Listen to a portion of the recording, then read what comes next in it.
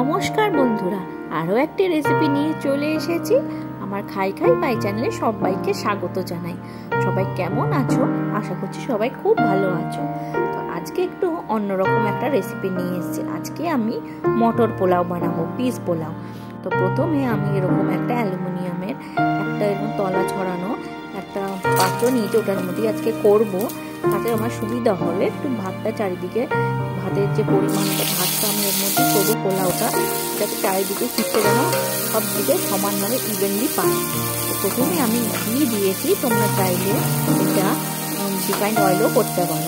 তারপরে একটু গোটা কতগুলো গোটা মশলা ফোড়ন দিয়েছি, গোটা গোলমরিচ আর একটা স্টার অ্যানিস আর অল্প একটু গোটা সাদা জিরে। তোমরা চাইলে তেজপাতা গোটা গরম মশলাও দিতে পারো, বাট এইগুলোর থেকে গোটা গোলমরিচ আর সাদা জিরেটা খুব ভালো যায়।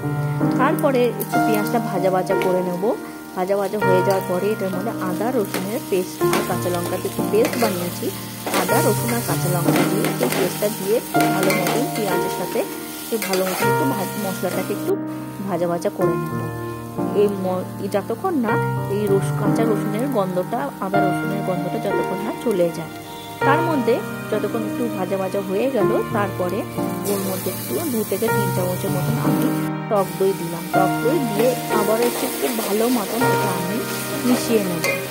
তোমরা তো অনেক ধরনের পোলাও খেয়েছো, যেমন veg pulao, veg fried rice, আরও অনেক কিছু খেয়েছো। তো এইটা একবার মটর পোলাওটা তোমরা ট্রাই করে দেখতে পারো। যেদিনকে তোমরা এক পট মিল খেতে চাও, তাড়াতাড়ি হয়ে যায়, অথচ কোনো টাইম লাগে না। এখন তাজা তাজা সবজি, শীতকালে এখন বেশ ফ্রেশ মটর পাওয়া যায়, খুব সুন্দর লাগে খেতে এই পিস পোলাওটা। এটা দিয়ে তোমরা চাইলে এটার মধ্যে এটার সাথে তোমরা একটুখানি পনির, মটর পনিরও খেতে পারো বা সয়াবিনের কোনো প্রিপারেশন খেতে পারো, খুব ভালো লাগে খেতে। তারপরে একটু মশলা যখন কষা কষা হয়ে গেল, তারপরে এর মধ্যে আমি এই ধুয়ে রাখা মটরগুলো এর মধ্যে দিয়ে দেবো, মটরশুঁটি। তারপরে ওর মধ্যে 1 চামচ করে ধনে গুঁড়ো, 1 চামচ জিরের গুঁড়ো দিয়ে খুব ভালো মতন আবার একটু মিক্স করে আগের থেকে বাসমতি চাল নিয়েছি আমি, এটাতে 1.5 কৌটা মতন জল ভালো করে ধুয়ে নিয়ে জলে ভিজিয়ে রেখেছিলাম 1/2 ঘন্টা, যাতে তাড়াতাড়ি 1/2 ঘন্টা ভিজিয়ে রাখলে তাড়াতাড়ি ভাতটা হয়ে যায়। তো ওই এটাতে দিয়ে আমি আবারও একটুখানি বেশ ভালো মতন একটু ভাতগুলো একটু ভাজা ভাজা করে নেবো। এটা সব কিছু মাঝারি আঁচেই করবে। ভাতগুলো ভাজা ভাজা করলে কি হয় জানো বন্ধুরা, ভাতগুলো না গলে যায় না, পুরো লম্বা লম্বা থাকে, ভেঙেও যায় না।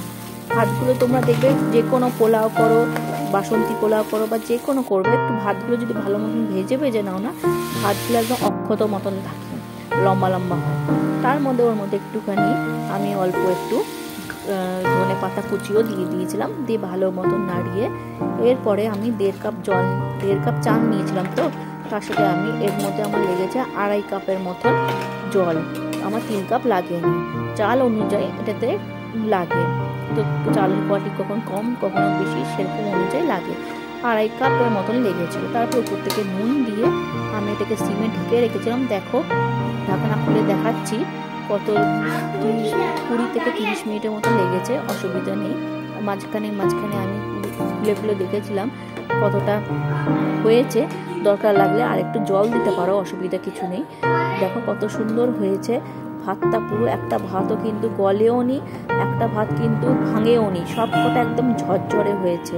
কত সুন্দর হয়েছে ভাতটা, একটু বেশ ঝরঝরে হয়েছে, খিলা খিলা হয়েছে, কত সুন্দর। আমার দেখো পিস পোলাও, মটর পোলাও যাই বলো না কেন রেডি একদম। এর সাথে তুমি মটর পনিরও সার্ভ করতে পারো বা চিকেনও করতে পারো, মাটনও করতে পারো। কেমন লাগলো আমার এই রেসিপিটা অবশ্যই তোমরা কমেন্টস করে আমাকে জানাও।